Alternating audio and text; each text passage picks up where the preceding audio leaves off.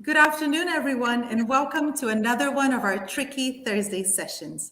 My name is Carol, and I'm the manager at Jumeirah International Nurseries, located inside Regent International School in the Greens. And it's a great pleasure to be your host for today. So today in our very special Q&A session, the topic that we're going to be focusing on will be healthy eating and how to cultivate healthy eating habits in the early years for your child, right? And our speaker is Haya Shahin. Haya is a functional medicine health coach who will be, in addition to answering all of your tricky questions, she's going to be sharing with you her tips and tricks on how to cultivate healthy eating habits for your child in the early years and how to help them establish a positive and healthy relationship with food from the very start. This is indeed one of those topics that never get old. I've been working in education for more than 15 years now, and year after year in, year out, parents have questions on this topic. So I'm really, really excited as a mother myself to also hear what Haya has to say, because we're always learning and evolving, and also to share with you my tips along with Haya. So before we go on into your tricky questions, I'll just pass it on to Haya so that she can introduce herself and start off with her presentation with all her very special tips and tricks. Good morning, Haya. Good afternoon, actually. Good afternoon. Good afternoon, parents. Maybe some nannies out there. I'm not sure who's listening in, but so I want to start this by saying, and I kind of wish that someone had told me this when I was a young mom with young kids. Everybody struggles with their kids. Okay, there are no perfect children, and there are no perfect, meals, families, eating situations. But it's always a work in progress. So I always like to start from sort of the struggle. I'm a mother myself. I am a mother to 4 children, ranging between 16 and 8. So I have been there. I've lived through the ups and downs. I still am. Feeding teenagers is, by the way, just for you out there, just as difficult as feeding toddlers. Maybe I even second more say, that. maybe even more so, because they have more say and a lot more power and insistence on what they do and don't want to do. But let's focus on the little ones, because I think that's our topic at hand. I'll give you a brief about myself quickly. I went into functional medicine because of health issues and fertility issues, trying to get pregnant. And after seeing many, many doctors and a myriad of invasive, non-invasive treatments, I decided that, you know what, my health is my responsibility.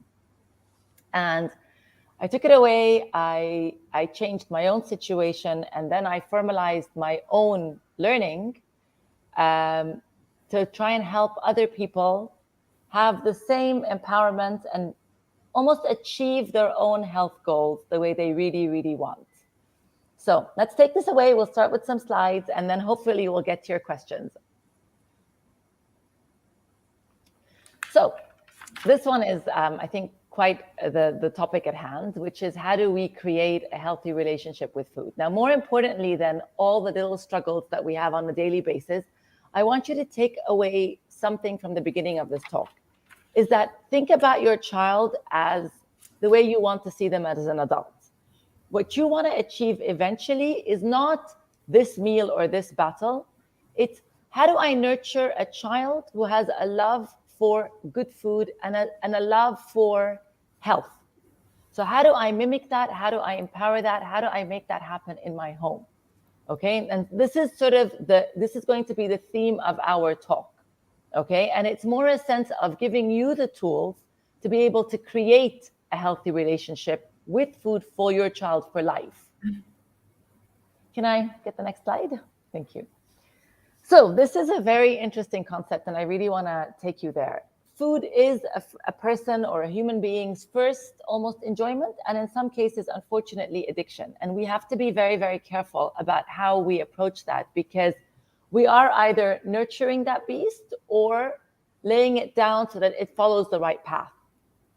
Now, it is also, and this is where parents start to realize that they have an issue, it's also the first place that kids start to exert control. So I'll give you my own personal experience. My daughter, who was my firstborn, was eating beautifully till she was a year old. And then at 1, this child refused anything but 5 foods. That's all she agreed to eat. I would go to birthday parties, she would eat nothing, not pasta, not chicken nuggets, not even French fries, not even mashed potatoes. It was a real struggle because it wasn't flexible. Everywhere I went, I had to take food with me. I had to cater with her. If we flew, it was a nightmare. I'd literally carry home cooked food because it was 5 items that she would eat. And lo and behold, 2 years later, I give birth to another child, and I still have this very, very picky, very, very fussy eater. Now, what I know now, I wish I'd known then, is that that was her way of showing me that I decide. Everything else was controlled by us. Her sleep time, her play time, what toys what she was playing with, where she was sleeping, what she was wearing. This was her way of saying, excuse me, I have a say in this. And this is the battleground. Now, most people do fuss over what their kids are eating, okay, and how they're eating and what they're eating. But if you're starting this battle at the table, you're already going to lose. You have to prep and plan this and preempt what's going to happen at the table. And we've got to pretty much, in a lot of ways, outsmart our children when it comes to food, and especially when they're very young. And you've got to start that a few steps before you hit that meal. Can I get the next slide up? Thank you. So we'll start with this, and these are the basics, okay? And these are the basics that you need to have so that you can kind of calm yourself in moments where you're about to engage in a war, and also have an overwhelming sort of good approach to nutrition. So it's the basic 80-20 rule, and I actually use this not just with children but with adults as well. So if you eat 80% of the time really, really well, and you focus on your ingredients, and so that means that you have a great balance of meats, vegetables, fruits that are cooked in the right way with the good butters, with great oils, and I'm saying great oils because that's a very, very big one that most people don't realize is important. You're also getting a variety over your days and over your week, okay? Then you have leeway to have 20% of the time where, you know what, it's a miss. You know what, I went to bed and I didn't eat something great, or I went to bed and I didn't eat. And that's okay. So what I want you to start to think is that make every bite that you give your child count. So that means start in the kitchen, start with your ingredients, and make sure that before you even hit that table, you've cooked it the right way, you've sourced it the best way possible. That's your winning. That's where you have power to start with. Can I get the next slide? Thank you. So the next one is, I've got my little 8-year-old standing behind the door there, but let me focus. So kids are like sponges. And by saying that, I mean that you need to look at yourself and be mindful of your own eating habits, okay? What are you doing? What snacks do you have lying around the house and the kitchen and in your fridge? What's at eye level? What do you carry with you when you go out? Is it a chocolate bar in your bag, or is it an apple? You know, do you have nuts in your bag and fruits, veggie sticks?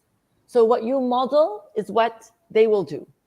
Also, the other one I push when I speak to parents is be very, very mindful of the language that you use around food.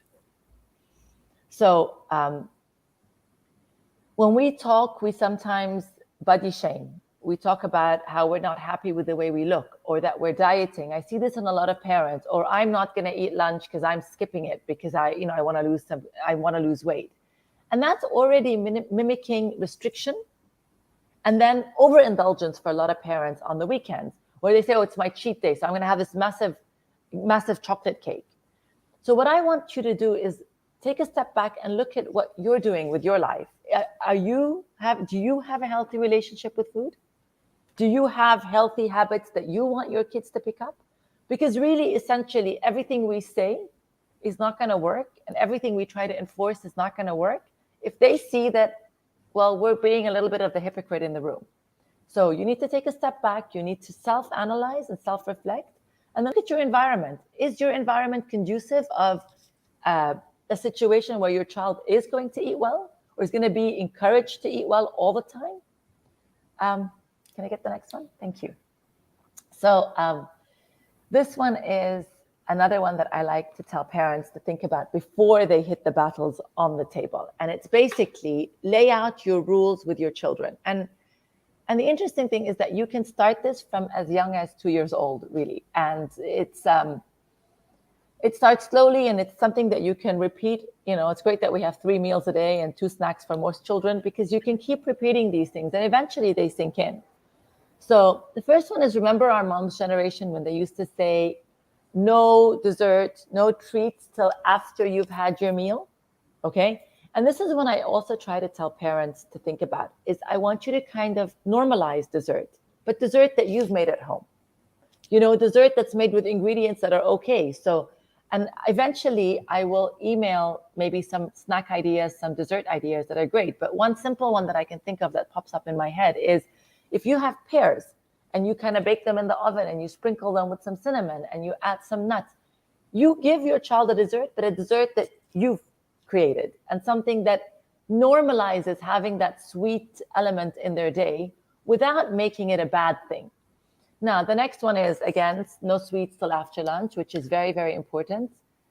Desserts, like as in ice creams or lollies, or we save those for the weekends. That way, you know that you've got that 80-20% naturally going. You know, 80% of the week we eat at home. And when we don't eat at home, we select restaurants where we enjoy what we're eating. And that counts, because a lot of people here tend to eat out a lot, and they don't realize that the food they're consuming out isn't helping them set up a great relationship with food. So you pick the restaurants. You know, some parents say, well, oh, you know, I want to go to a restaurant and have an easy meal, so I'll just give them whatever they want. And that's great if that's the choice you've made on a weekend. But if it's during the week, try to resist doing that. And if you are going to go, then go to somewhere that empowers your plan, your overall ultimate goal. Now, the next one, and it's an interesting one, it's not a punishment. I don't like the idea of bribing kids with sweets. So if you finish your food, I'll give you your dessert. No. First of all, don't overload their plates in the first place. Start with very small quantities. And remember that these kids are literally, their stomachs are smaller than your fist. I mean, that's really all they have. And if they're eating multiple meals a day, sometimes they really are not hungry. So put a little bit in their plate and encourage them to finish as much as they can of that. And honor them if they say they're full. But then if you feel that they really haven't eaten all day and you're a bit concerned, then say, well, if you haven't finished your meal, that means that you're not going to have dessert, because if you're full for your meal, then you're full for dessert. And it's not a punishment, but it's almost a natural consequence of, you know, the situation beforehand. And yeah, they may get upset, they may throw a fit, but it registers. After a few times, they're like, okay, I'll eat as much as I can when I'm full, and then I'll get something afterwards. And my next one that I find is very, very important with children, and it avoids a lot of even the tantrums and the struggles that you get during the day, because it manages their blood sugar spikes, which is the same for us as adults, where you get that hangry feeling. It's the same thing for kids, but a lot of it plays a very, very fine dance between your insulin levels and your mood swings. So try and have, as much as possible, a savory breakfast. So a lot of parents will give their kids sweet breakfasts. You know, I try to egg parents on a lot to have savory breakfast, which I find sets the tone for the day a lot better. And if anything, the sweet part should be things like berries, you know, because they're very, very low in sugar and extremely, extremely nutritious. Can I get the next slide, please? Yes, this one is so simple, and it's just so self-explanatory, but it's very important. One of the things that I always have in my home, and I teach all my clients, and I think a lot of my friends have taken it up, is I have a plate of kurits lying around. And I've been doing that since my kids were very, very young. So I'm very grateful to say that my kids all eat vegetables, which is music to my ears and my heart, actually. But having nutritious vegetables, fruits, sliced up, ready to eat, available when they come home from school. They're hungry, they're tired, a little bit of a fresh, crunchy flavor. You can put a really yummy dip on the side if they enjoy that, and play with them, toy with it. Let them try different things. I mean, we have labne in our culture, which is like a sour cream.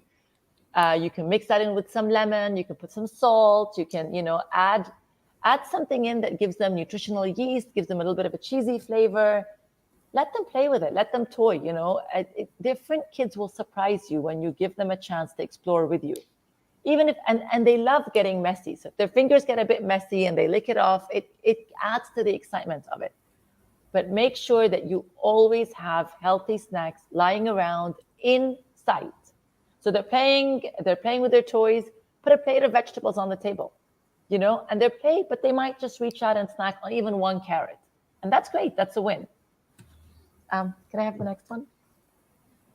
Now, this is something that we do. I do this with my kids and my clients, and I explain. This is a very good one for kids because you're introducing new foods and new flavors all the time, and a lot of kids are very, very resistant to textures and strong smells. So you have to be sensitive to what your child is like. I had a daughter. My oldest daughter was I discovered this is why she was a picky eater.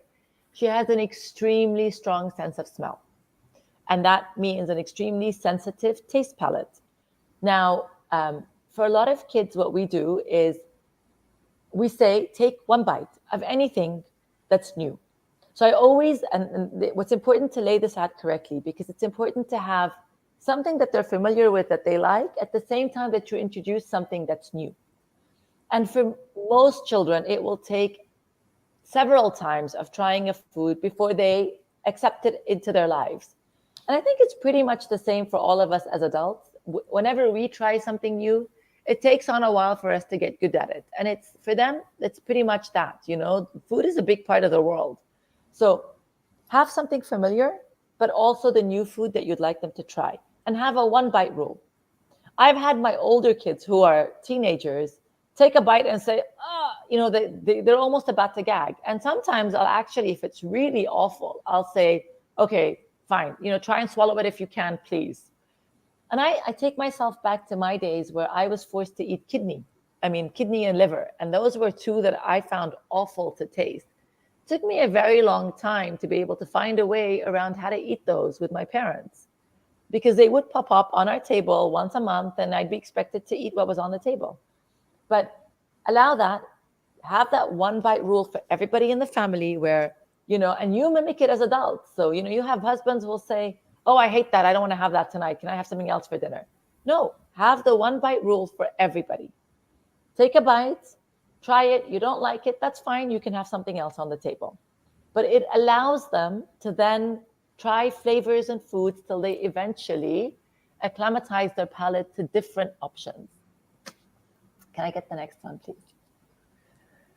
All right, so this is one that also, before you hit that battleground of the table, is very, very important. And the way this works, and I'm not sure why my slide isn't very, very clear, but it's two things. If you've got multiple children, then allow, each one to select a day or two where they pick the dinner menu. And it's great because you can sit with them. It's an interactive activity with you. You can sit with them with a cookbook. You can sit with them with a recipe. Like I've had recipes play on any of these YouTube channels, and the children will say, "Oh, that looks really good. I want to try that." And so select something where they feel like you can say, "Well, you picked this meal, so you're going to have to eat it." We're eating what you chose, because sometimes they'll also pick something and you'll sit at the table and they'll be like, "Oh, I don't like it," and you'll be like, "Well, I understand, but today you chose it, so please honor what you chose and eat your food." And it also gives them that control. It makes them feel like you're offering options up and they're involved in it, and it's not just enforced upon them. The other one is lunchbox planning. Take kids on, give them their lunchbox the night before, and if you insist, if you're worried that they're going to pick really, really bad things to put in their lunchbox, say, if if it's compartments, say you've got 2 compartments that you fill with what you like, and here are the choices, you know? So lay out the choices. Say there's 7 items, you can pick 2 compartments and you can pick 2 items out of these 7. And then you say, and then the other 2, we're gonna select. The rule is if you finish your compartments, you also have to try my compartments. Otherwise, you don't get to choose next time, you know? So it's giving them control, but it's also saying that this is a team initiative. We need to work together. Can I get the next one? Okay, now this is another one. Focus on building good habits more than struggling.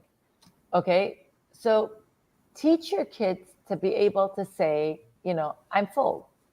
Allow them, and I'm trying to read what I wrote because sometimes I forget. Yeah, allow them the authority to say that. Offer them healthy snacks all day.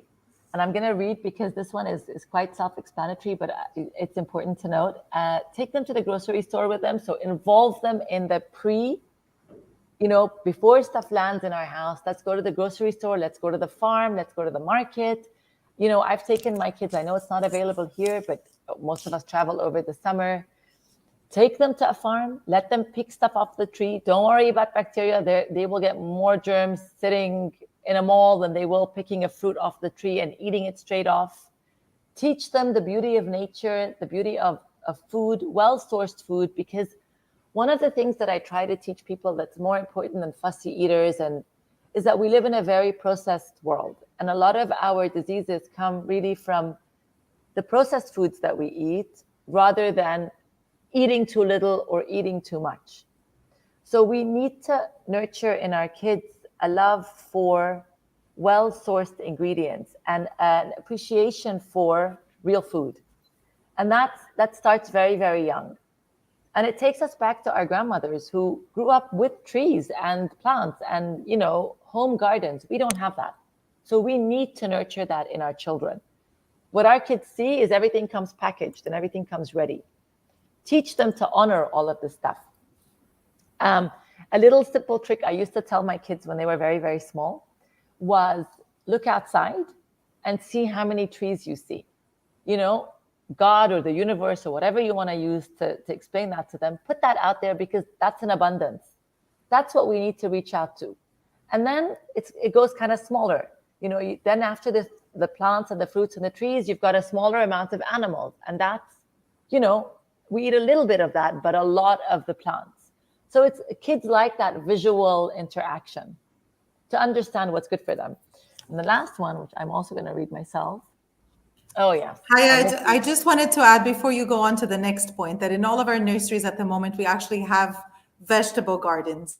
And it's amazing to see how excited the children get because they are the ones that are helping us plant the different vegetables. And then they're the ones that are getting the vegetables, and they actually get to use the vegetables in the classrooms in different sensory activities. So definitely I can attest to that. It's something that they get very excited about. And we've had parents saying that they go home and they say that they want to try even things like mint in their food and basil that they want to add because these are the sort of things that they've been planting at nursery as well. So herbs and vegetables. Excellent. And by the way, an added bonus to that is that soil, the bacteria that they actually are exposed to from playing in the soil is just so beneficial to their gut. It's something that also a lot of our kids, unfortunately, in the modern day world are now not, they're not exposed to that. So it's very, very important to get kids to plant things, to touch the soil. It's okay if they put it next to their mouth. It's actually really good for them. I know it sounds very basic, but the studies are out there and you guys are, I'm happy to send you some stuff on it. But that's a great, great, great thing for kids to be doing. Very, very empowering. I love that. The last slide the last comment here is something that I like to tell parents because I think it's very important at this stage that they realize this. Most of our problems and most of our disease-related issues come from overeating and not undereating. And mainly overeating the wrong things. So this is almost a check-in to say, calm your fears, start at the roots, but this one is an important one that I will keep repeating throughout this talk. Sorry, next one. Lunch boxes. Okay, so now make them at home. And by saying that again, I'm talking about ingredients. I'm talking pick your ingredients really, really carefully and make sure that you're not sort of outsourcing them. You're not buying prepackaged foods and putting them in there. Keep them very simple. Put foods that your kids recognize, foods that they know, that they're familiar with, that they enjoy. You're sending them off to school. Generally speaking, kids have a very limited amount of time to eat in school. They're very distracted. They want to play. A lot of the times, at least from my experience, was, kids would split their lunchtime between playing and eating. And what a lot of kids tend to do is, because they're so keen on playing, they don't want to eat, or they forget to eat. Or it's the opposite. The teachers will say, well, if you don't finish your lunchbox, you're not allowed to go out to play. And this was something that I was very uncomfortable with. And I now tell all my clients not to allow this to happen. As long as your child is eating and they are, as we said originally, empowered to say when they're full, then as long as they eat something, whether it's a few bites, and then they say to the teacher, look, I'm full.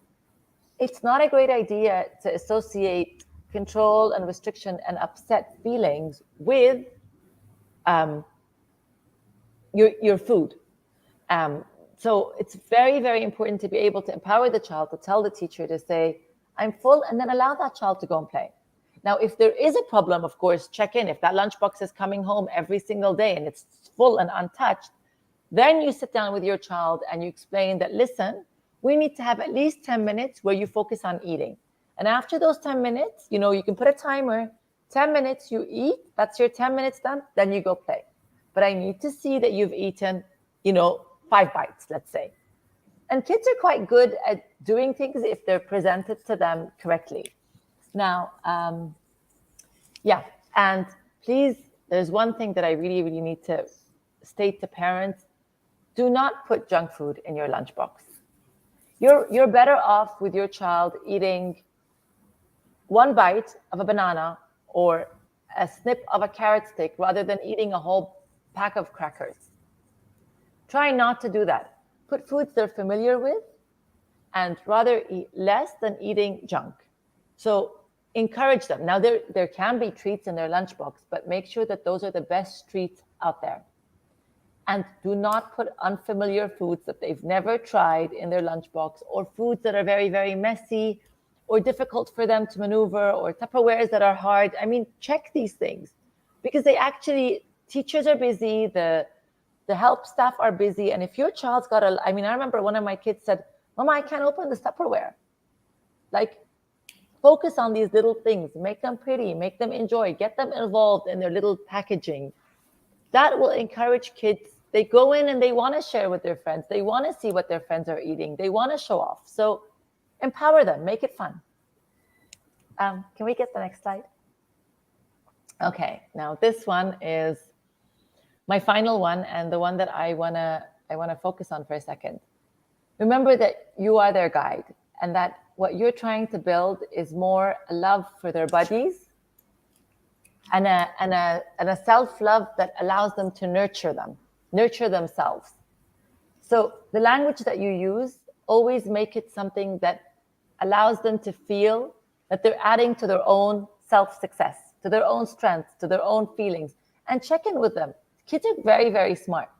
I remember when my son was addicted to one of these games. It was a Minecraft, I think, at the time. And we were playing this game where I was taking away his iPad and he'd keep trying to find ways to play. And it was a bit of a mess. And every time he'd sit and play this game for 45 minutes, when I'd pull it away from him, he would be cranky, moody, cranky, angry. And at one point I said, Hamad, check in with yourself. Do you like how you feel? And he said, no, I don't. And then over time, I would remind him. I'd make him write them down or draw them down. I mean, kids are very, very young. They can actually draw their feelings, They're angry. They'll pull out black colors and they'll scribble on a big piece of paper. And then you can show them 2 drawings. You can say, this was the one where you slept well. This was the one where you ate that piece of cake and didn't feel well the next day.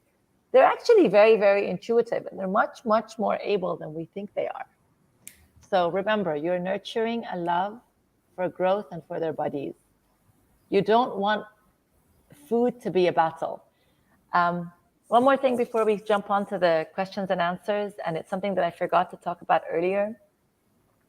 And it's one of these habits that I like people to nurture in their kids, is please ensure that your children do not eat emotionally. And by that, I mean that if you sit at the table and your child is bawling their eyes out, take a break from the food. Take a break. It's not don't force them to eat when they're crying. Don't force them to eat when they're angry. If you're having a stressful conversation, ask them not to chew. Ask them to pause. Ask them to put their fork and knife down. Calm them down. If you need a timeout, you take it. Because sometimes it's us. I used to get so triggered when my kids would eat. I needed the timeout. Teach them to eat in peace. It's great for their nervous system. It's better for their digestion. And it's much, much better for their relationship with food for the rest of their lives. So eating when you're very happy or very, very sad are both always a bit of a mess.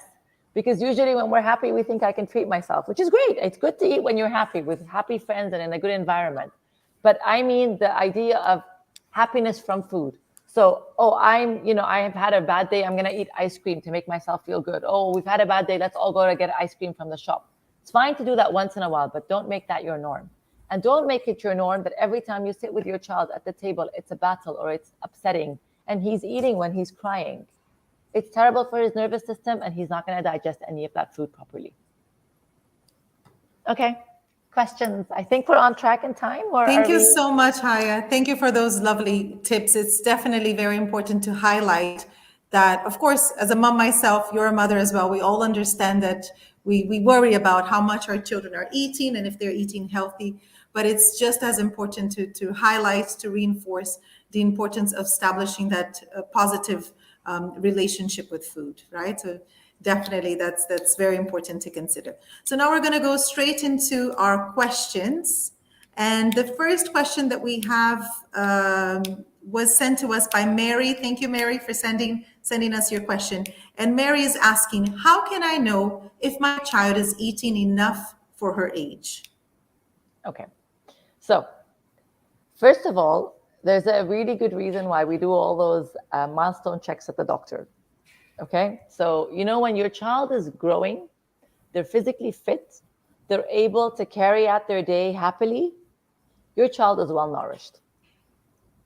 If they sleep through the night and they sleep well and they wake up empowered and they're functioning through the day well, they're taking the right amount of naps, they're not oversleepy, overtired, they're not out of breath at the wrong times. I had one of my kids is slightly anemic because he has an absorption issue when it comes to iron. That was something I noted. When he'd be playing, he was super fit. He'd play on the football team, but then I could see him panting in the middle of the field. That's a sign that something is wrong.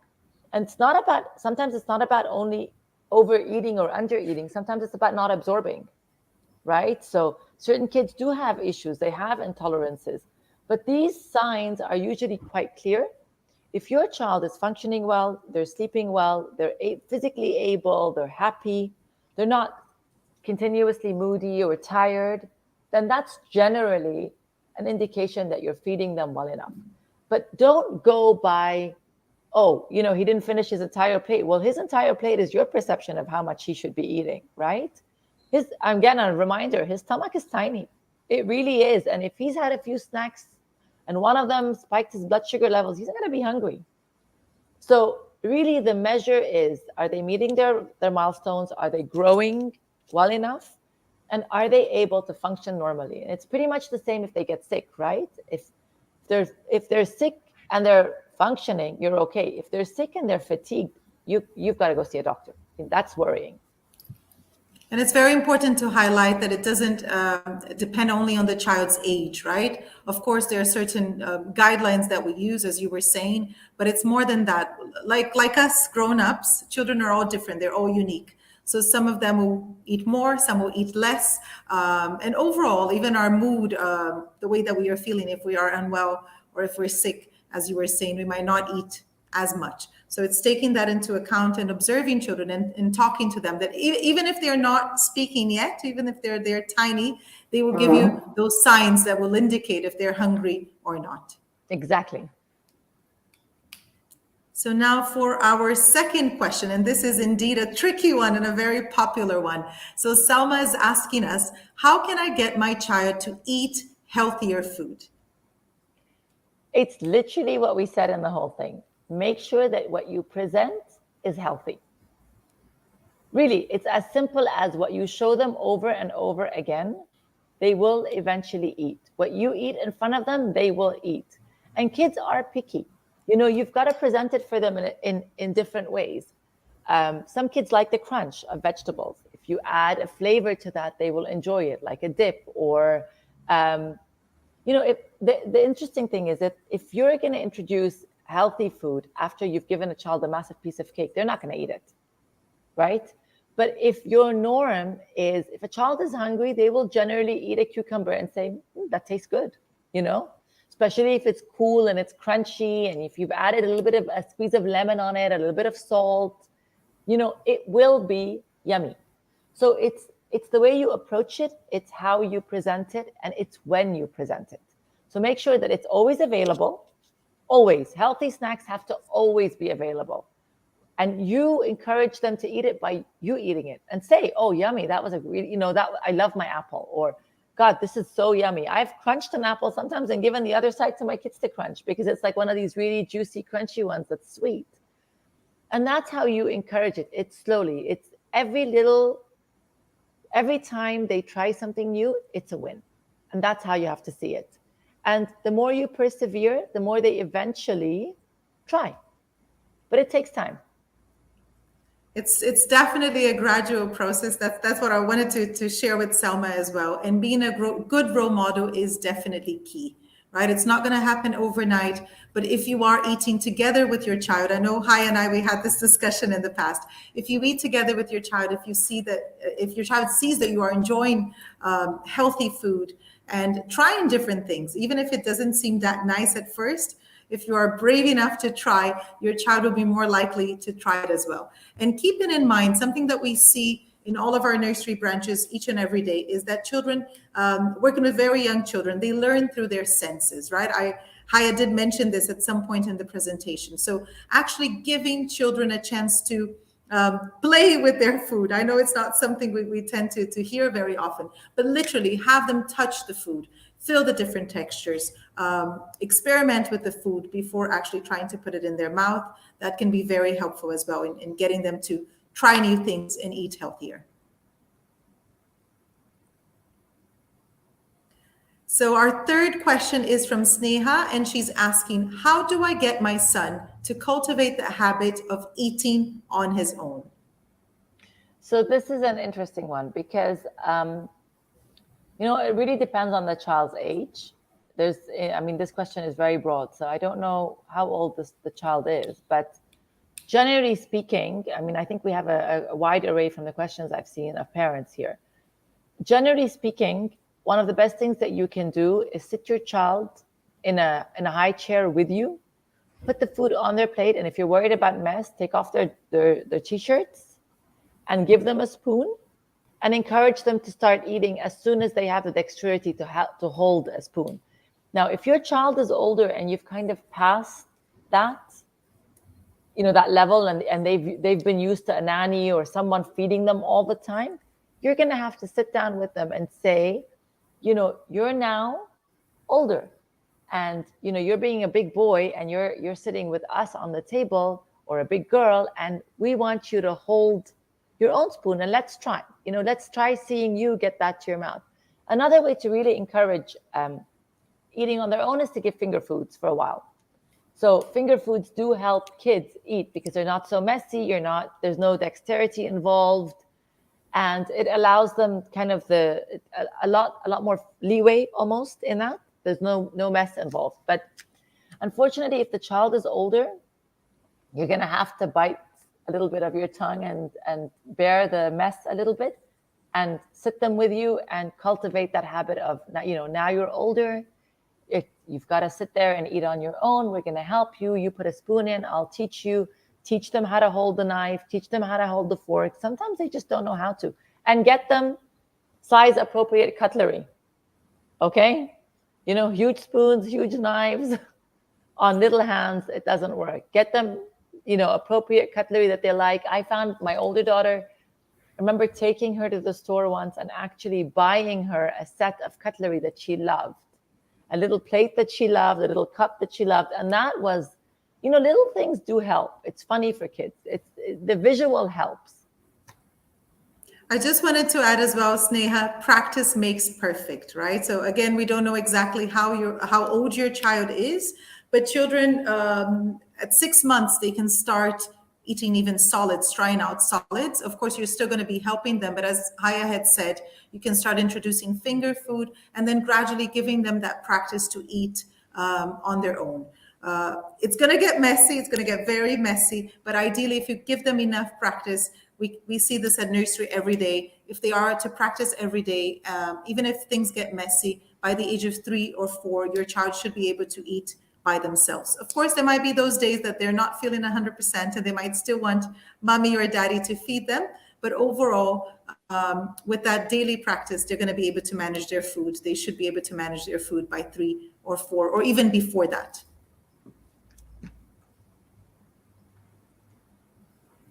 So our next question came from Natalie. Thank you so much, Natalie, for sharing your question. And Natalie wants to know, what is the best eating schedule to follow for a 1-year-old and a 3-year-old?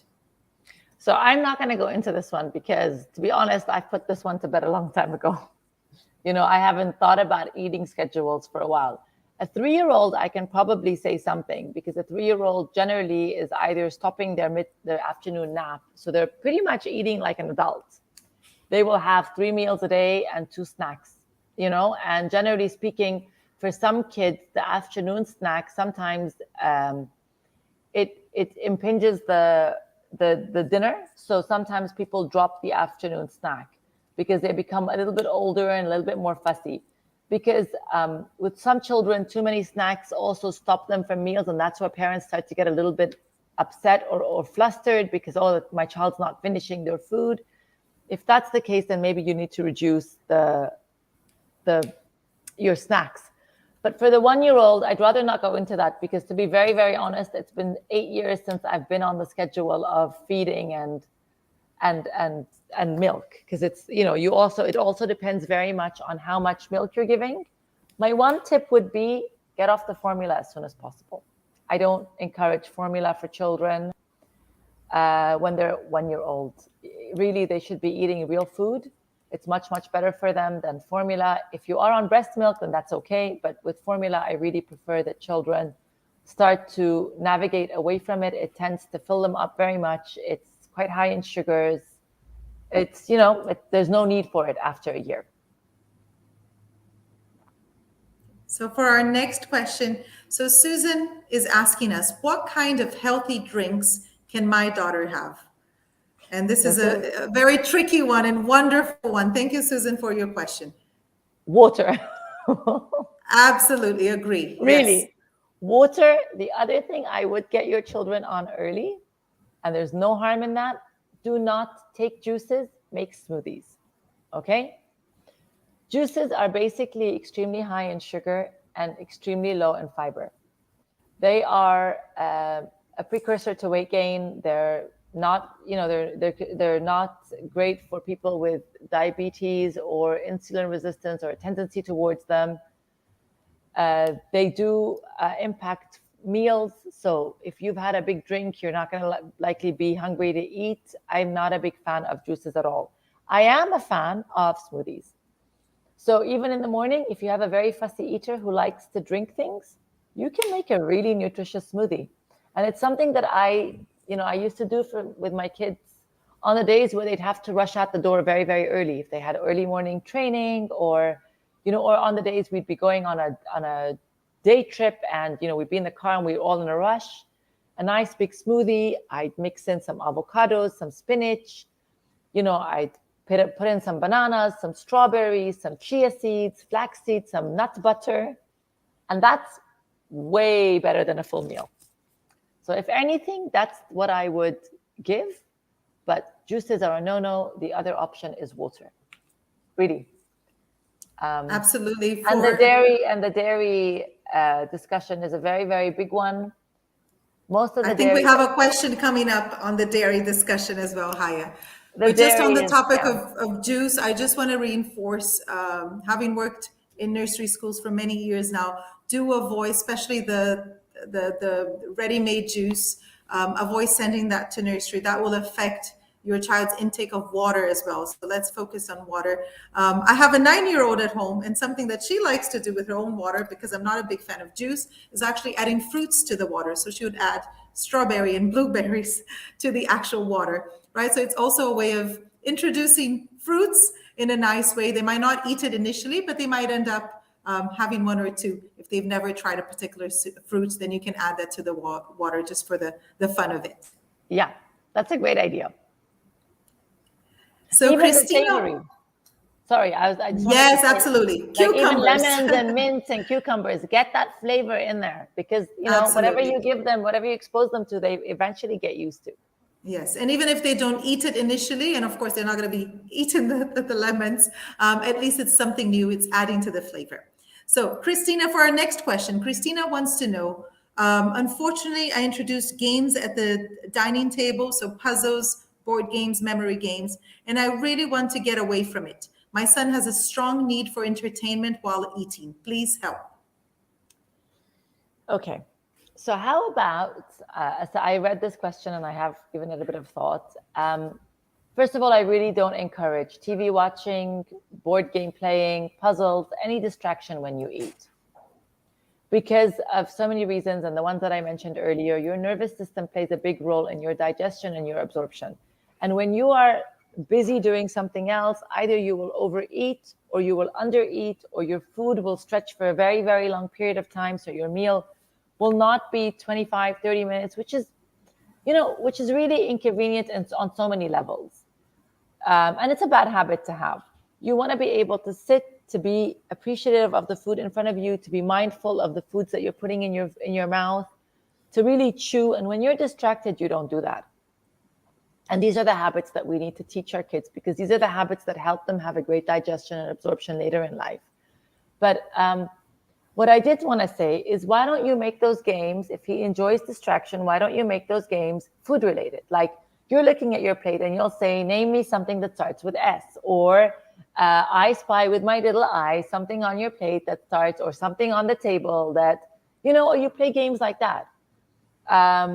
Or you say, like, you put if you have more time on your hands, you decorate the plate in a way that you say, oh, let's eat the eyes first, let's eat the nose first. I used to do this to my kids. So I would string vegetables in a way that it would look like a human being. And I'd be like, who's going to eat the eye? Who's going to eat? They love these things. It's like, oh, I'm going to eat the eyes. I'm going to eat the feet. Oh my God, look at me. I ate the toe. It's like, these are games that you can play that bring the focus back to where he is or she is, and are not distracting or allowing them to kind of not eat or overeat because they're busy. And that's not a great thing. Some parents do that. They put their kids in front of the iPads. You see it a lot as well. It makes life easier, but it's not great, because eventually you either end up overeating, which is usually the case because you're so distracted. They're just putting spoonfuls in their mouths.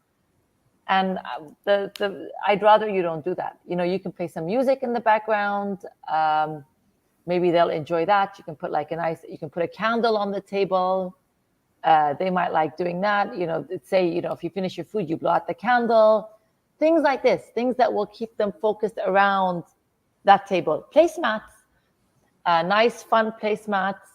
There are some that are, I don't like the ones where you color. Those are nice for restaurants when you're trying to have an adult meal and they're just there. But the interactive ones where you kind of can read something on the placemat, while he's eating, you're like, oh, let's find that. Next bite, we'll find this, and it kind of keeps it around his plate.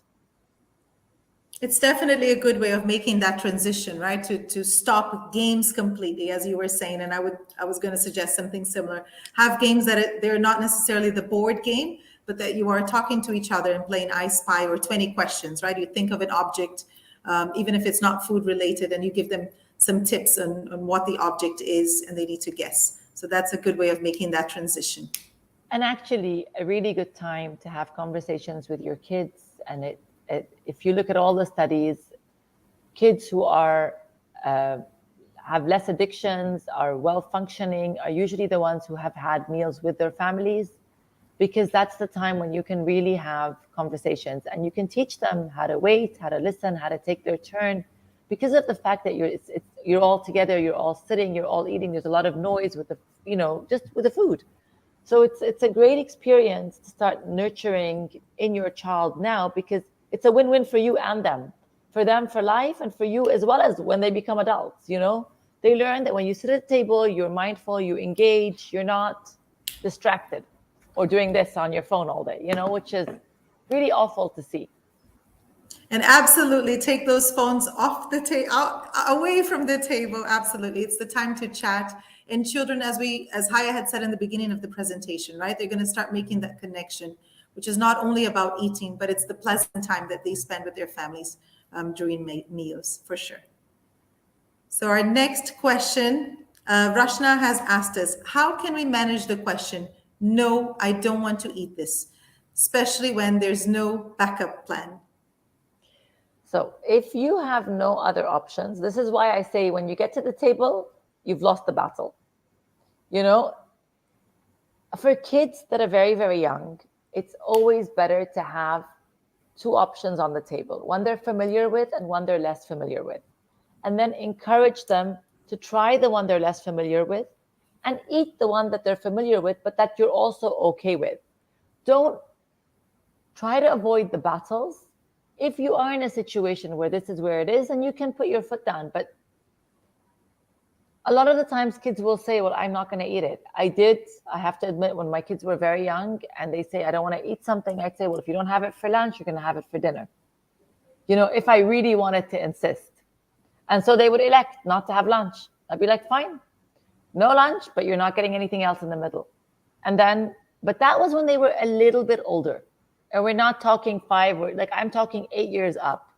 Because then they have a sense of the dynamics. When they're younger, it's a more emotional situation, and they're more of an explorative stage. So they're still trying.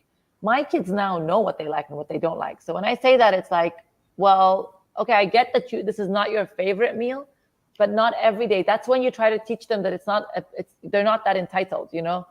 It's not about you every day of the meal. Sometimes I want my favorite meal. Sometimes your dad wants their favorite meal. So then you start to build those. But when they're younger, to avoid the battles and to be able to get a comfortable exploration of different foods, definitely have another option on the table if you're introducing a new food that they can manage. And do involve them in the process as well, right? Even cooking with children can be a lot of fun. The 2-year-olds at nursery, the 3-year-olds, they love taking part in cooking activities. So we should definitely do that at home as well. So the next question has been asked by Amal, and she's saying, my son is 2 years and 4 months now, and he doesn't eat much food. So I've recently started giving him multivitamins and omega-3. Any other advice? Okay, so I have a lot of advice on this one.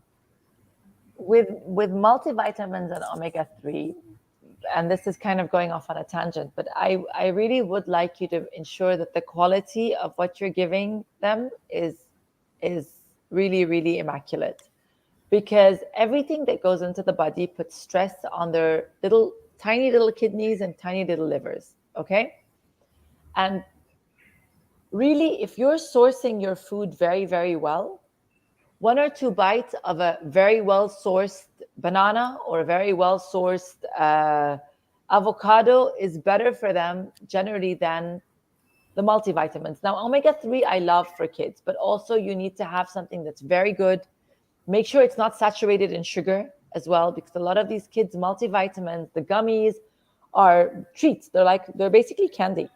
They're more detrimental for the child than they are beneficial, because they end up making them less hungry for food. And our bodies are extremely, extremely smart. They know the difference between a nutrient that's coming from food and a nutrient that's coming from a lab. So please, please ensure that the multivitamins and the omega-3 that you are giving is extremely, extremely good quality stuff. And I would say prioritize food. If you can stop them for a few days and then try reintroducing, giving it time, it needs patience. When you're dealing with toddlers, you really need a lot of patience. You need a lot of grit and patience. They will push your buttons, and emotions are very, very high. And you're, as a parent, very involved. But take a deep breath when you feel like you are triggered, leave the room, take a time out for yourself, come back and try again. And remember that one bite of something good for them is generally better than, a basket full of processed things. So I'm not So saying a yes. absolutely. Amal, don't give up. Be patient. Keep being a good role model. Keep introducing new food items for your little one to try. They're going to get there. It's one day at a time. Take it one day at a time for sure. So Valley's asking us, this is a tricky one, and one that we do hear from time to time, how to stop tantrums for chocolate. Well,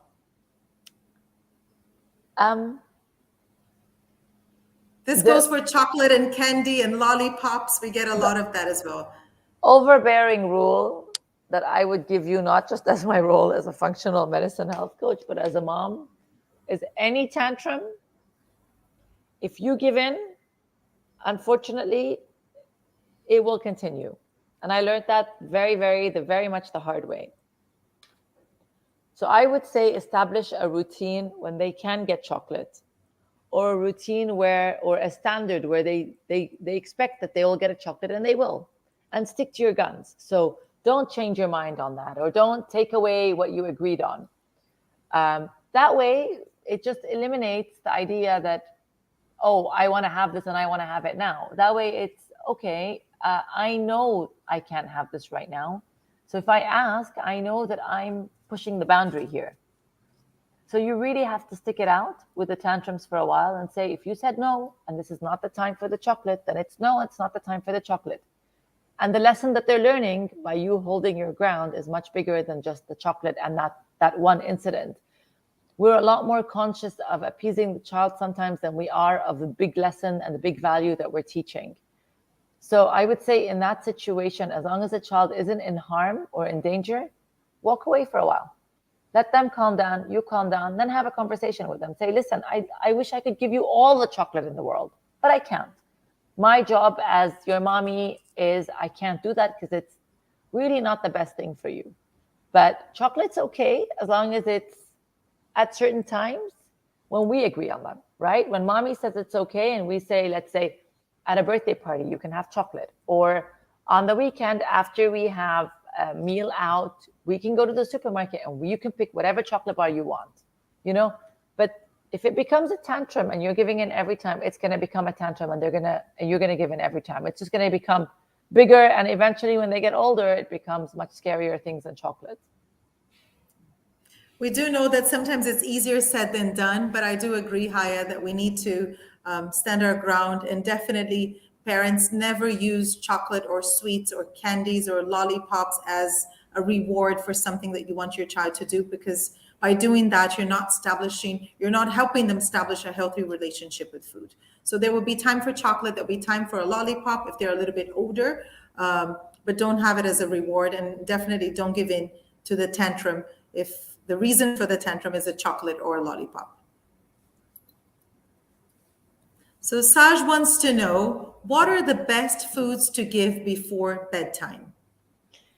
So generally speaking, foods that don't spike your blood sugar levels. That means something with a good balance of good fats, high fats, and a little bit of protein, and minimal amounts of carbs.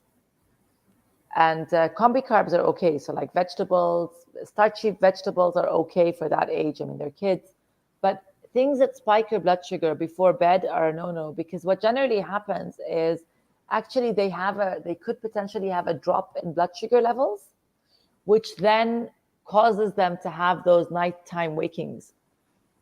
And that's not a good cycle for long-term anyway. So I would say definitely protein, good fats, and some combi carbs. So vegetables, fruits, Maybe a little bit of rice if you really want it, if that's part of your culture. But yeah. And do avoid giving food right before bedtime, right? It's always important to give children and us grown-ups time to digest the food before going Yeah. to sleep, for sure. Yeah. So Huda has sent us the next question, and she's saying, my daughter is 1.5 years old and screams a lot.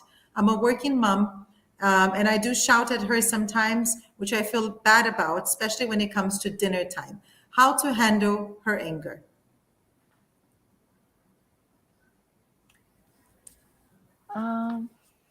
Okay, so as working moms, as a working mom myself, and Haya is the same, right? We do understand your frustration at times, Huda, but it's definitely important to keep calm, right, and not take the battle to the table, as Haya had said in the very beginning. Of course, we want our children to eat, but it's important to keep calm and find a way of supporting the children, the child to manage her emotions and learn how to manage our own emotions as well. I could see that Haya was thinking of her answer. Anything to add, Haya, to yeah, no, support I was, Huda? why the reason I went quiet was because this is a very tricky question. And the reason it's tricky is because it's a very emotional one. Look, I'm going to reach out as a mom and say that we all feel bad about things that we do, and we're all not proud of moments. But at the end, ultimately, we're all trying our best. Sometimes, what I really wanted to say as well is that sometimes we get caught in dynamics of guilt and expectations that we place upon ourselves. So I would have loved to be able to ask a question on this and say, are you trying to feed her dinner after you come home from a long day at the office or at work? Is that your expectation, that this is my duty, I have to do it, and then the battle starts? Because if that's the case, what I would say is maybe you don't give her dinner yourself. Maybe you just sit next to her and let someone else do the dinner, so that when you spend time with her, it's quality over quantity. See, sometimes we feel like this is our obligation, but what your child needs, and I'm not preaching, so please, I hope it doesn't come across that way, but what I've learned from my years of parenting and from seeing dynamics of families when it comes to food is that the more we allow our kids to prosper and grow in an environment that's calm, the better it is for them and us. And generally speaking, what I've seen from my life is that I am the one who has to manage my emotions. And there's a great book, if you ever manage to get your hands on it, it's called Caps for Sale. And Caps for Sale, at one point, the man starts to throw the monkeys have taken his caps. And every time he tries to get these caps from the monkeys on the tree, he goes, give me back my caps. And the monkeys go, give me back my, they do this, right? And then when he changes his approach, they change. And that was my key. So if you're caught in a dynamic where you have dinner time anxiety with your child and you guys are stressed and you're tired, maybe delegate one of these tasks so you have something that's more fun for both of you to do together. And believe me, the nutrition that your child is getting, it'll be sufficient. But what they gain from having you and what you gain from having them will be miles more important. Thank you so much for that, Haya. It's very helpful, I believe, for all of us, and it's absolutely true, right? We need to learn how to manage our emotions, and it's very hard after a long day at work. I do sympathize, and I do understand that it's hard for everyone. So it's one day at a time, for sure. Yeah. Do we have any more So questions? I think we have one more question, or that's it. That was our last question. I think, yeah, what they're saying is, yeah. That was the last question. So it's 3 o'clock already. Time just flew by. Haya Shahin was here with us today. Haya is a functional medicine health coach, and it's been very helpful to hear all her tips and have her answer so many of the tricky questions that you have sent across. If you have any other tricky questions that you'd like to share with us, or if there are future topics that you'd like us to discuss in our next Tricky Thursday, do let us know. Write your comments on the box below. Let us know what topics you're interested in hearing more about.